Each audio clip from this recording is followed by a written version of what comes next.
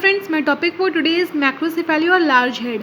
इसका डेफिनेशन क्या होगा? Head circumference more than +2 standard deviation.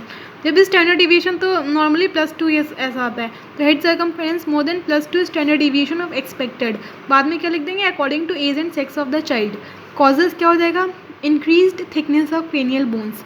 हाँ, जाहिर सी बात है, क्रेनियल बोन्स की थिकनेस इंक्रीज होगी तो मैक्रोसेफेली हो जाएगा।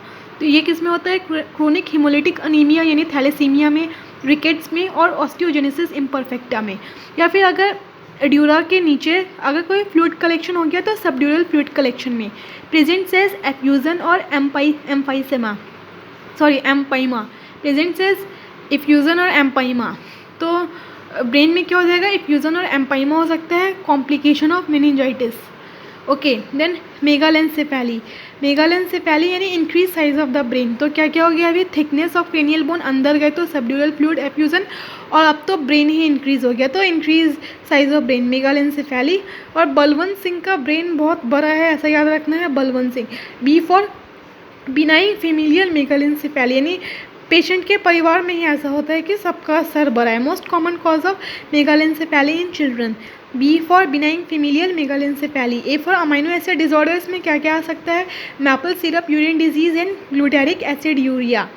L for lysosomal storage disorders में क्या क्या आ सकता है? Mucopolysaccharidosis and muco and like Tay-Sachs disease and GM1 gangliosidosis। तो lysosomal storage disorders में म्यूकोपॉलीसैकेराइडोसिस, Tay-Sachs disease and GM1 gangliosidosis। तो BAL हो गया। W से करेंगे वीवर सिंड्रोम, W A से करेंगे एकॉन्ड्रोप्लेजिया, W से वीवर सिंड्रोम, A से एकॉन्ड्रोप्लेजिया, N फॉर न्यूरोफाइब्रोमेटोसिस। तो इधर बलवंत खत्म हो गया। Okay, then Balwant Singh. S for Sotos syndrome, N for neurodegenerative disorders and G for galactosemia।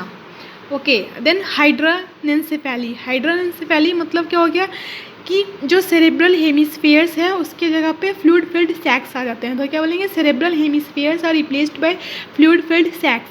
और इसमें क्या होता है? ट्रांस इल्यूमिनेशन पॉजिटिव होता है, तो बोलेंगे transillumination positive. Okay, midbrain और ब्रेन स्टेम इंटैक्ट होता है इसमें। मिड ब्रेन और ब्रेन स्टेम वाइटल स्ट्रक्चर से तो इंटैक्ट होगा। और लास्ट में हाइड्रोसेफेलस यानी कि वेंट्रिकल्स का साइज इंक्रीज हो जाता है। Thank you.